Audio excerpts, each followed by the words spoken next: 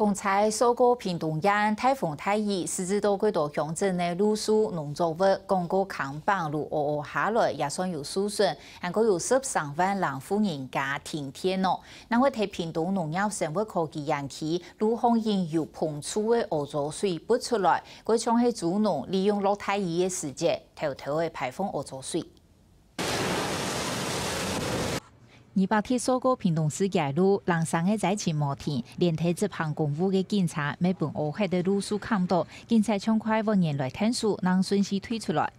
风很大，这刚好在几分钟前而已，我们刚停下来，马上就砸到了。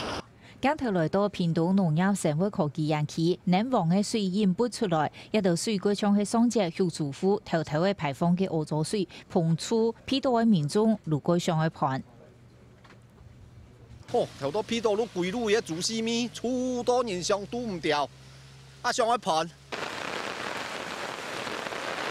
嗰度嘅路數扛棒路下來，造成幾多天線斷接。屏東縣家巷內有13萬人戶人家停電，雖然台電工廠人員在忙睇搶修，唔過睇過一下係以前還有3萬人戶人家冇電可用。農業損失嘅部分，屏東縣政府統計，農作物所在面積差唔多372公頃，總金額差唔多1988萬元，其中경제損損205公頃係青陽村嘅。下個新聞陳文林屏東報道。